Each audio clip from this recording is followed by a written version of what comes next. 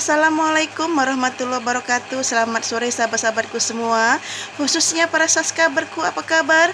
Saya berharap semua subscriberku selalu dalam lindungan Allah Subhanahu wa taala, dimurahkan rezekinya, dipanjangkan umurnya, dan diberikan kesehatan baik lahir maupun batin. Amin amin ya robbal alamin.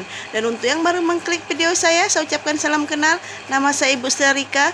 Mohon bantuannya untuk subscribe channel YouTube saya ya. Terima kasih banyak. Pada sore hari ini saya ingin berbagi cerita tentang kisah saya, kisah hidup saya, di mana saya pernah menceritakan kisah ini di awal-awal video saya.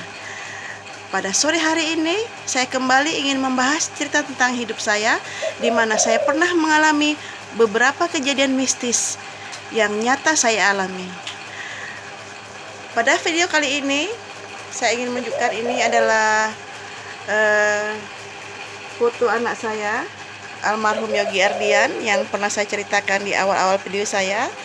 Ya ini, ya kan. Nah, almarhum Yogi Ardian ini adalah anak pertama saya, di mana dia meninggal dunia pada usia 3,5 tahun. Nah, kenapa dia meninggal dunia? Mungkin bisa didengarkan pada cerita-cerita di video saya yang di awal. Judulnya kisah sedih hidup saya yang kadang membuat saya trauma. Nah, pada saat anak saya meninggal ini, saya mengalami beberapa kejadian mistis. Nah, yang pertama, ketika anak saya mau diotopsi, itu kan di kamar mayat kan, di kamar jenazah kan, itu selama 1 minggu anak saya ini. Nah, pada saat dia selesai diotopsi kan, saya diundang ke rumah sakit tersebut untuk melihat jenazah anak saya. Jadi saya pergilah ke rumah sakit itu. Nah, ketika jenazah anak saya ini dikeluarkan dari ini jenazah anak saya, ya kan? Nah, dikeluarkan dari peti jenazah, peti es itu kan, ada lemari es itu di rumah sakit. Jadi ketika anak saya ini dikeluarkan dari lemari es itu, saya mengalami sebuah kejadian aneh, di mana ketika saya memegang jenazah anak saya itu, dia masih hangat, tidak beku, tidak kaku, dan tidak dingin. Jadi seperti kulit kita yang masih hidup ini, seperti orang tidur gitu. Orang tidur kan hangat ya badannya, tidak ada dingin, tidak ada kaku. Jadi anak saya ini 1 minggu di lemari pendingin di rumah sakit, di kamar jenazah itu. Ketika saya memegang tangannya pada saat dikeluarkan dari lemari es itu saya merasakan bahwa tangan anak saya ini masih hangat seperti orang tidur.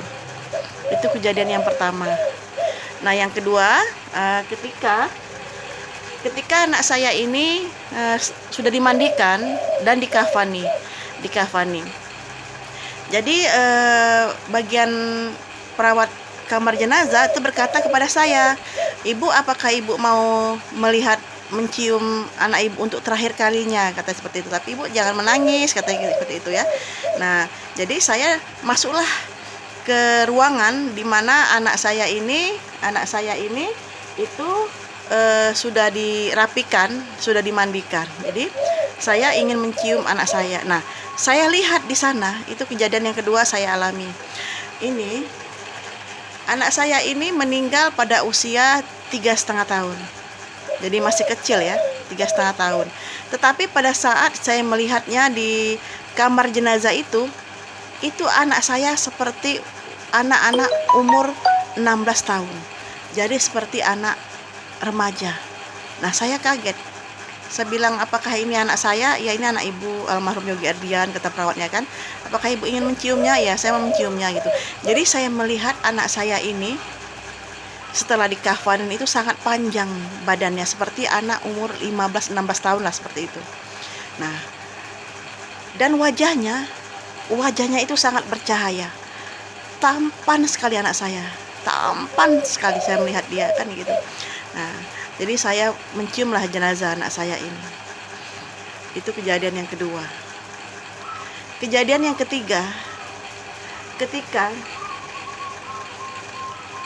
anak saya ini mau dikebumikan. kan dikebumikannya malam, sekitar jam 10.30 malam. Jadi dari rumah sakit setelah selesai otopsi itu anak saya dikirim, diantar ke rumah, habis itu disolatkan di masjid dan langsung dikebumikan sekitar jam 10.30 malam.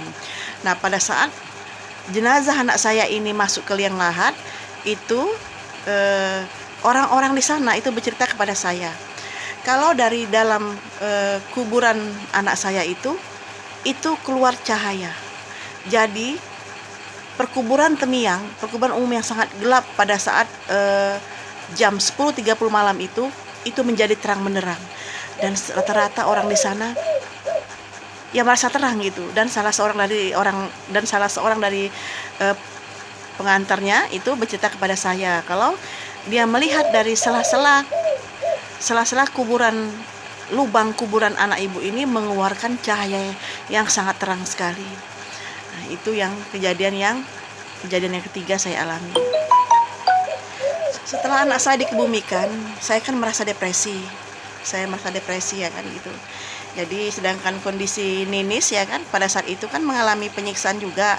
Jadi dia mengalami istilahnya perawatan dengan 5 orang dokter di rumah sakit. Jadi saya ada ibu saya di sini kemarin, ada ibu saya. Jadi saya merasa depresi sekali. Nah, ketika saya depresi itu ya, saya putus asa.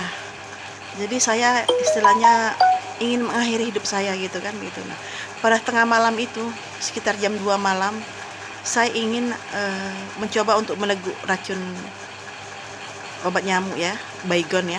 Nah, ketika saya sudah membeli Baygon itu 1 botol dan saya ingin istilahnya karena putus asa dengan kehidupan saya, jadi saya ingin mengakhiri hidup saya. Nah, pada saat itulah almarhum ini datang kepada saya. Antara saya sadar dan tidak sadar itu saya melihat anak saya di depan saya. Di depan saya tersenyum dan anak saya melarang saya melakukan hal itu. Jadi saya kaget gitu kan. Anak saya datang dan sungguh-sungguh datang. Dia melarang, dia gini-gini. Seperti dia berkata dalam halusinasi saya, jangan bu, seperti itu gitu kan. Akhirnya saya tersadar dan saya membatalkan niat saya itu. Karena terlalu depresi saya, seminggu kemudian saya kembali ingin mengulanginya, yaitu saya ingin menyayat nadi saya gitu. Nah, pada saat saya ingin melakukannya itu kejadian aneh juga terjadi kepada saya, di mana anak saya ini kembali datang dan melarang saya. Seakan-akan dia berkata seperti ini, jangan bu, dan seperti itu. Nah, untuk yang kedua kalinya saya sadar dan akhirnya saya mendalami agama, membaca kisah-kisah di mana orang pernah mengalami penderitaan, dan saya sering membacanya dan bagaimana mereka mengatasinya. Jadi seperti itu. Jadi itulah 1, 2, 3, itulah keempat kejadian aneh yang saya alami bersama anak saya ini. 4 kejadian aneh, 5 kejadian aneh, di mana pada saat seminggu dia di ruangan es itu dia masih hangat seperti orang tidur. Yang kedua, saya melihat pada saat dia setelah dia dikafani itu saya melihat dia seperti umur 16 tahun, panjang besar ya kan, dan wajahnya sangat bercahaya. Itu yang kedua. Yang ketiga, di dalam kuburannya itu mengeluarkan cahaya sehingga pemakaman Temiang itu sangat terang benderang sekali. Itu kejadian yang ketiga. Keempat, dia mendatangi saya, dan kelima, dia pun mendatangi saya. Dan itu memang kejadian yang saya alami seperti itu. Nah, itulah kisah saya bersama anak saya almarhum Yogi Ardian yang bisa saya ceritakan di sini. Semoga apa yang saya ceritakan ini bisa menjadi inspirasi bagi sahabat semua untuk selalu tabah dalam menghadapi semua cobaan hidup ya kan. Karena jika kita merasa cobaan kita itu sangat berat, masih ada lagi orang yang mengalami cobaan yang sangat berat ya. Seperti cobaan yang saya alami itu sangat berat sekali ya kan, dimana saya sempat tidak sanggup untuk mengatasinya, dan alhamdulillah Allah memberikan saya kekuatan sehingga saya sanggup mengatasi kisah hidup saya, takdir saya seperti itu.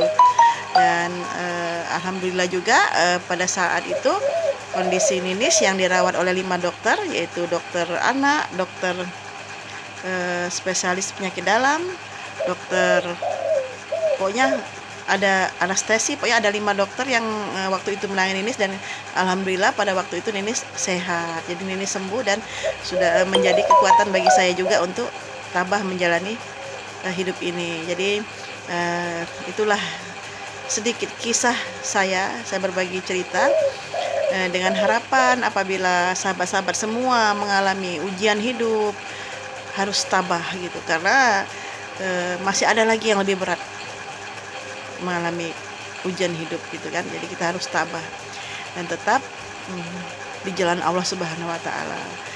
Terima kasih cerita saya sore ini. Mohon maaf jika saya curhat di YouTube ini, dan saya hanya berharap bahwa ada sahabat-sahabat saya yang mungkin mengalami sedikit cobaan, ya dia harus tabah ya, tidak boleh putus asa. Terima kasih. Assalamualaikum warahmatullahi wabarakatuh. Semoga sahabat semua bahagia selalu, sehat selalu, amin.